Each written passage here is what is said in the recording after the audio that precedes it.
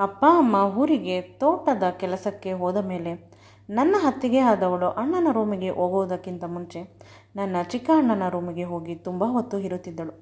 ಚಿನ್ನ ರನ್ನ ಮುದ್ದು ಅಂತ ಮುದ್ದು ಮಾಡುವ ಮಾತುಗಳು ಕೇಳಿಸುತ್ತಿದ್ದವು. ಒಂದು ದಿನ ಎಲ್ಲವನ್ನು ಕಂಡು ಹಿಡಿಯುವ ಅಂತ ಅಣ್ಣನನ್ನು ಕರೆದುಕೊಂಡು ಹೋದೆ. ಆದರೆ ಅಲ್ಲಿದ್ದ ದೃಶ್ಯವನ್ನು ನೋಡಿ ಬೆಚ್ಚಿಬಿದ್ದೆವು. ನನ್ನ ಅತ್ತಿಗೆ ಈ ಮಟ್ಟಕ್ಕೆ ಇಳಿದಿದ್ದಾಳ ಎಂದು ಕೂಡ ಅಂದುಕೊಂಡಿರಲಿಲ್ಲ ಈ ರೀತಿ ಅಂತ. ಮುಂದೆ ನಮಗೆ ನಮ್ಮ ಕಣ್ಣನ್ನು ನಂಬಲು ಸಾಧ್ಯವಾಗಲಿಲ್ಲ. ಇಂತಹ ದಿನವನ್ನು ನೋಡುವ ಪರಿಸ್ಥಿತಿ ಬರುತ್ತದೆ ಅಂತ ಎಂದೂ ಕೂಡ ಅಂದುಕೊಂಡಿರಲಿಲ್ಲ. ನನ್ನ ಹೆಸರು ರೂಪ. ಅಪ್ಪ ಅಮ್ಮನ ಮುದ್ದಿನ ಮಗಳು. ನನಗೆ ಇಬ್ಬರು ಅಣ್ಣಂದಿರು ಇದ್ದಾರೆ. ಇಬ್ಬರು ನನ್ನ ಎರಡು ಕಣ್ಣುಗಳು. ನನ್ನನ್ನು ತುಂಬ ಪ್ರೀತಿಯಿಂದ ನೋಡಿಕೊಳ್ಳುತ್ತಾರೆ. ನಾನು ಈಗ PUC ಓದುತ್ತಿದ್ದೇನೆ. ಅವರಿಬ್ಬರು ಕೆಲಸಕ್ಕೆ ಹೋಗುತ್ತಿದ್ದಾರೆ. ದೊಡ್ಡಣ್ಣ ನಾನು ಹೇಗೆ ಹೇಳಿದರೆ ಹಾಗೆ ಕೇಳುತ್ತಾನೆ. ಎರಡನೇ ಅವನು ಸ್ವಲ್ಪ ಕಂದ್ರಿ. ಹುಡುಗಿಯವರ ಸಹವಾಸ ಜಾಸ್ತಿ. ವಾರಕ್ಕೆ ಒಬ್ಬಳು ಗರ್ಲ್ಫ್ರೆಂಡನ್ನು ಚೇಂಜ್ ಮಾಡುತ್ತಿರುತ್ತಾನೆ. ನನ್ನ ಗೆಳತಿಯರನ್ನೂ ಕೂಡ ಬಿಡುವುದಿಲ್ಲ. ಇತ್ತೀಚೆಗೆ ನಾನು ನನ್ನ ಗೆಳತಿಯರನ್ನು ಮನೆಗೆ ಕರೆದುಕೊಂಡು ಬರುವುದಿಲ್ಲ. ಇವನ ಸಹವಾಸ ಸಾಕಾಗಿ ಬಿಟ್ಟಿದೆ. ಆ ಹುಡುಗಿಯರು ಅದೇ ರೀತಿ ಕುಣಿಯುತ್ತಾರೆ. ಅವನನ್ನು ನೋಡಿದ ತಕ್ಷಣ ಅವನೇನು ದೊಡ್ಡ ಹೀರೋ ಅನ್ನುವ ರೀತಿ. ಆದರೆ ದೊಡ್ಡವನು ಶ್ರೀರಾಮಚಂದ್ರ. ಹುಡುಗಿಯರನ್ನು ನೋಡಿದರೂ ಕೂಡ ಅವನು ಯಾರನ್ನೂ ನೋಡುವುದಿಲ್ಲ.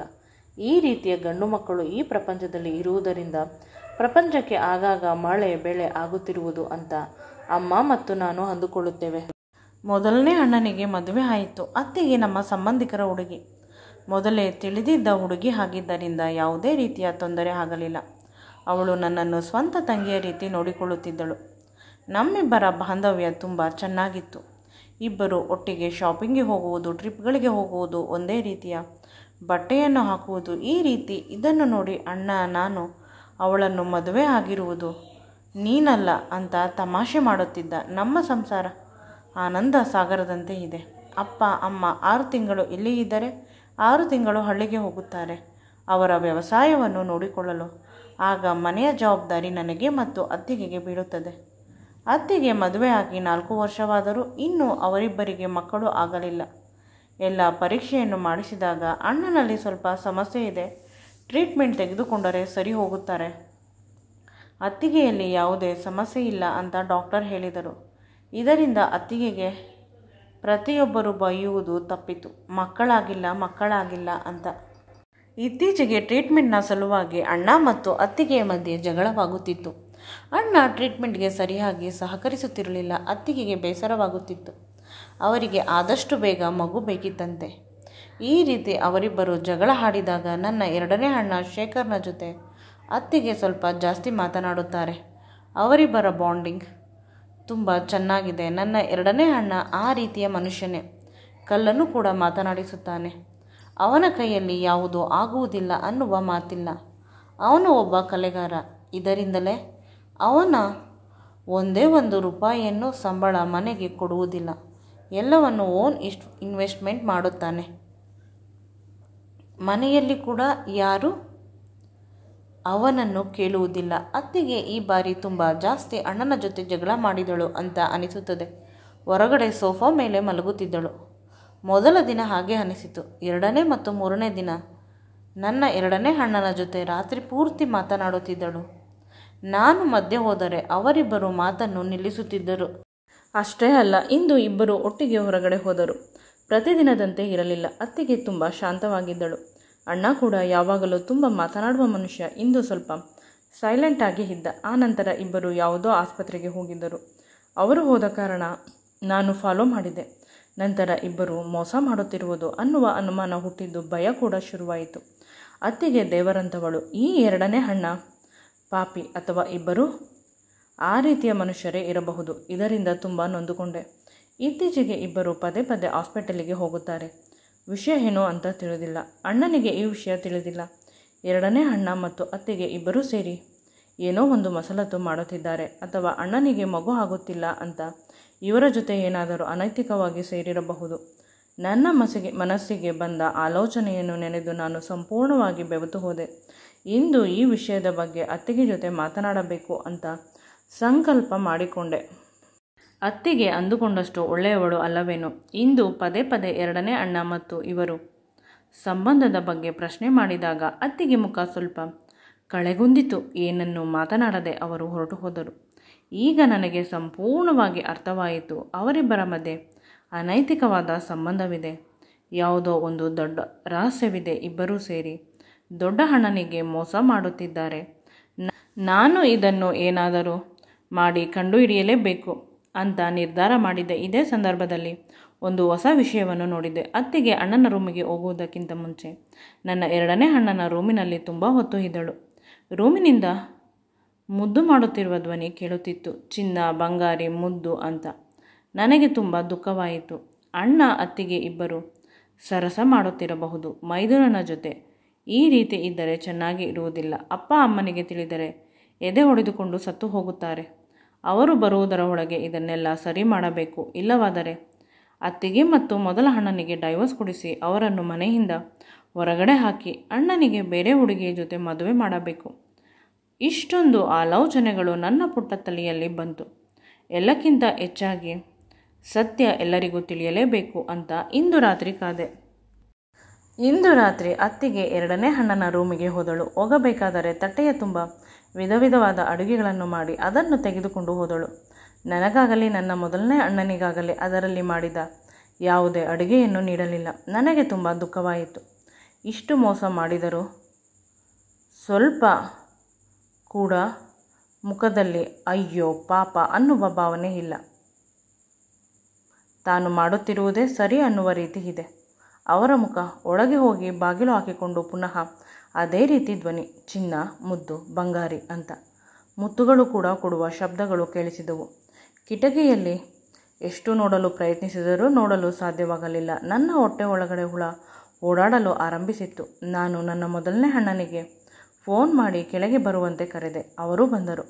ಅವರಿಗೆ ಯಾವುದೇ ವಿಷಯ ಗೊತ್ತಿಲ್ಲ. ನಾನು ಎಲ್ಲ ವಿಷಯವನ್ನು ವಿವರಿಸಿ ಹೇಳಿದಾಗ ಅವರು ನಂಬಲು ಸಿದ್ಧರಿರಲಿಲ್ಲ. ಬದಲಿಗೆ ನಿನಗೆ ಯಾವುದೋ ಭ್ರಮೆ ಆಗಿರಬೇಕು. ಅವನ ರೂಮಿನಲ್ಲಿ ಕಬೋರ್ಡ್ ಸರಿ ಇರುವುದಿಲ್ಲ, ಟ್ಯಾಪ್ನಲ್ಲಿ ನೀರು ಸರಿಯಾಗಿ ಬರುವುದಿಲ್ಲ. ಈ ರೀತಿಯ 10 ಹಲವು ಸಮಸ್ಯೆಗಳಿವೆ. ಅವುಗಳನ್ನೆಲ್ಲ ಇವಳೇ ಅಲ್ಲವೇ ಸರಿ ಮಾಡುವುದು. ನನ್ನ ಬಂಗಾರದ ಹೆಂಡತಿಯ ಮೇಲೆ ಅನುಮಾನ ಪಡಬೇಡ ಚಿನ್ನ ಅಂತ ಅಣ್ಣ ನನ್ನ ಕೈಯನ್ನು ಹಿಡಿದುಕೊಂಡ. ಅಣ್ಣನನ್ನು ಎರಡನೇ ಅಣ್ಣನ ರೂಮಿಗೆ ಕರೆದುಕೊಂಡು ಹೋಗಿ ಅಲ್ಲಿ ನಡೆಯುತ್ತಿರುವ ಎಲ್ಲವನ್ನು ತೋರಿಸಿದೆ. ಕಿಟಕಿಯಲ್ಲಿ ಏನೂ ಕಾಣಿಸುತ್ತಿಲ್ಲ. ಕೇವಲ ಶಬ್ದದಿಂದ ಏನನ್ನು ನಿರ್ಧರಿಸಲು ಸಾಧ್ಯವಿಲ್ಲ ಅಂತ ಅಣ್ಣ ಹೇಳುತ್ತಾನೆ. ಕೆಲವು ಬಾರಿ ಕಣ್ಣಿಂದ ನೋಡಿದರೂ ಪ್ರಾಮಾಣಿಸಿ ನೋಡಬೇಕು.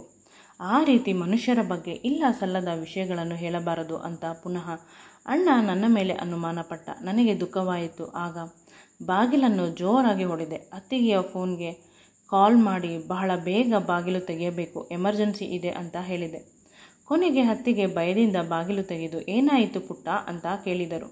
ಅವರು ಸಡನ್ನಾಗಿ ಬಂದಿದ್ದರಿಂದ ಅಲ್ಲಿ ಇದ್ದವರನ್ನು ಕವರ್ ಮಾಡಲು ಸಾಧ್ಯವಾಗಲಿಲ್ಲ. ಎರಡನೇ ಅಣ್ಣನ ರೂಮಿನಲ್ಲಿ ಒಂದು ಸುಂದರವಾದ ಹುಡುಗಿ ಇದ್ದಳು. ಇನ್ನೇನೋ ಡೆಲಿವರಿ ಇಷ್ಟರಲ್ಲೇ ಆಗಬಹುದು. ಅದು ಯಾರು ಅಂತ ಕೇಳಿದಾಗ ಅದು ಅತ್ತಿಗೆ ಏನೋ ಸುಳ್ಳನ್ನು ಹೇಳಲು ಪರದಾಡುತ್ತಿದ್ದಾರೆ. ಆಗ ನನ್ನನ್ನು ಮತ್ತು ನನ್ನ ಮೊದಲನೇ ಅಣ್ಣ ರೂಮಿಗೆ ಕರೆದು ನಡೆದ ವಿಷಯವನ್ನೆಲ್ಲ ಹೇಳಿದರು. ಇವಳು ನಾನು ಪ್ರೀತಿ ಮಾಡುತ್ತಿದ್ದ ಸ್ಮಿತಾ. ಪ್ರೀತಿ ಅತಿಯಾಗಿ ಅದು ಕಾಮಕ್ಕೆ ತಿರುಗಿ ನಮ್ಮಿಬ್ಬರ ಪ್ರೇಮದ ಫಲ ಅಲ್ಲಿ ಬೆಳೆಯುತ್ತಿದೆ. ಮನೆಯಲ್ಲಿ ಹೇಳಲು ಭಯವಾಗುತ್ತಿತ್ತು. ಆದರೆ ಅತ್ತಿಗೆಗೆ ಅಕಸ್ಮಾತ್ತಾಗಿ ಈ ವಿಷಯ ತಿಳಿದು ಅವಳನ್ನು ಇಲ್ಲಿಗೆ ಕರೆದುಕೊಂಡು ಬಂದರು. ಆಸ್ಪತ್ರೆಗೆ ಇವಳನ್ನು ತೋರಿಸಲು ರೆಗ್ಯುಲರ್ ಚೆಕಪ್ ಮಾಡಲು ಕರೆದುಕೊಂಡು ಹೋಗುತ್ತಿದ್ದೆವು. ಅವಳಿಗಾಗಿ ಚೆಂದ ಇರುವ, ಲೂಸ್ ಇರುವ, ಕಂಫರ್ಟಬಲ್ ಆಗಿರುವ ಬಟ್ಟೆಗಳನ್ನು ಅತ್ತಿಗೆ ಶಾಪಿಂಗ್ ಮಾಡುತ್ತಿದ್ದರು. ವಿಧ ವಿಧವಾದ ತಿಂಡಿಗಳನ್ನು ಮಾಡಿ ತಂದು ಕೊಡುತ್ತಿದ್ದರು. ಅವಳಿಗೆ ಅಪ್ಪ ಅಮ್ಮ ಯಾರೂ ಇಲ್ಲ, ಅನಾಥೆ. ಅತ್ತಿಗೆ ಅಬಾರ್ಷನ್ ಮಾಡಿಸುತ್ತೇನೆ ಅಂತ ಹೇಳಿದಾಗ ಚೆನ್ನಾಗಿ ಬೈದರು. ನಿಮಗೆ ಆದರೆ ಸಾಕಿಕೊಳ್ಳಿ, ಇಲ್ಲವಾದರೆ ನಮಗೆ ಮಕ್ಕಳಿಲ್ಲ, ನಾವೇ ಸಾಕಿಕೊಳ್ಳುತ್ತೇವೆ, ಮಗುವನ್ನು ಎತ್ತುಕೊಟ್ಟರೆ ಸಾಕು ಅಂತ. ನಾವಿಬ್ಬರು ಅದೇ ಸರಿ ಅಂತ ಭಾವಿಸಿದೆವು. ಇನ್ನೂ ಮದುವೆಯಾಗಿಲ್ಲ. ಮಗುವನ್ನು ಮದುವೆಗೆ ಮುಂಚೆ ಮಾಡಿಕೊಂಡರೆ ಪ್ರಪಂಚ ಕೆಟ್ಟ ರೀತಿ ನೋಡುತ್ತದೆ. ನಂತರ ಅತ್ತಿಗೆ ಅಪ್ಪ ಅಮ್ಮನ ಒಪ್ಪಿಗೆಯನ್ನು ತೆಗೆದುಕೊಂಡು ಮದುವೆಯನ್ನು ಮಾಡಿಸುತ್ತಾರೆ ನನಗೆ ಮತ್ತು ಸ್ಮಿತಾಳಿಗೆ ಅಂತ ಎರಡನೇ ಅಣ್ಣ ಹೇಳಿದಾಗ ನನ್ನ ಕಣ್ಣು ತುಂಬಿ ಬಂತು. ನಾನು ತುಂಬ ಖುಷಿಯಿಂದ ಇದ್ದೆ. ಕೊನೆ ಪಕ್ಷ ಅತ್ತಿಗೆಯ ಕೈಯಿಂದ ಯಾವುದೇ ತಪ್ಪಾಗಲಿಲ್ಲ. ಅವರು ಬರೇ ಅತ್ತಿಗೆ ಆಗಲಿಲ್ಲ, ಮಹಾತಾಯಿಯಾದರು. ಅವರ ಈ ಪ್ರೀತಿಗೆ ನಾನು ಎಂದೂ ಚಿರಋಣಿ. ಅತ್ತಿಗೆಯನ್ನು ಕೈಯನ್ನು ಹಿಡಿದುಕೊಂಡು ಕ್ಷಮೆ ಕೇಳಿದೆ. ನಿಮ್ಮ ಬಗ್ಗೆ ನಾನು ಕೆಟ್ಟದಾಗಿ ಅಂದುಕೊಂಡೆ, ದಯವಿಟ್ಟು ಕ್ಷಮಿಸಿ. ಇನ್ನೆಂದೂ ಕೂಡ ನಿಮ್ಮನ್ನು ತಪ್ಪಾಗಿ ಭಾವಿಸುವುದಿಲ್ಲ ಅಂದೆ. ಸ್ವಲ್ಪ ಹೊತ್ತಿಗೆ ಸ್ಮಿತಾಳಿಗೆ ಹೊಟ್ಟೆ ನೋವು ಶುರುವಾಯಿತು. ಅವಳನ್ನು ಆಸ್ಪತ್ರೆಗೆ ಅಡ್ಮಿಟ್ ಮಾಡಿದಾಗ ಅವಳಿ ಜವಳಿ ಮುದ್ದಾದ ಒಂದು ಗಂಡು ಮಗು, ಒಂದು ಹೆಣ್ಣು ಮಗುವಾಯಿತು. 2 ಮಕ್ಕಳನ್ನು ನನ್ನ ಅತ್ತಿಗೆಗೆ ಸ್ಮಿತಾ ಕೊಟ್ಟು ಬಿಟ್ಟಳು. ಈ ಮಕ್ಕಳು ನಿಮ್ಮಿಂದ ಬದುಕಿದ್ದಾವೆ. ನೀವೇ ಈ ಮಕ್ಕಳ ನಿಜವಾದ ತಾಯಿ ಅಂತ ಹೇಳಿದಳು. ಇದಾದ ಸ್ವಲ್ಪ ದಿನಕ್ಕೆ ಅಪ್ಪ ಅಮ್ಮ ತಮ್ಮ ತಮ್ಮ ಹಳ್ಳಿಯಿಂದ ರಿಟರ್ನ್ ಬಂದರು. ಆಗ ಅತ್ತಿಗೆ ಮತ್ತು ನನ್ನ ಮೊದಲನೇ ಅಣ್ಣ ಕುಳಿತುಕೊಂಡು ಸ್ಮಿತಾಳ ಬಗ್ಗೆ ಮಾತನಾಡಿದರು ಮತ್ತು ಅವರಿಗೆ ಇರುವ 2 ಮಕ್ಕಳನ್ನು ಅನಾಥಾಶ್ರಮದಿಂದ ದತ್ತು ತೆಗೆದುಕೊಂಡೆವು ಲೀಗಲ್ ಆಗಿ ಅಂತ ಹೇಳಿದರು.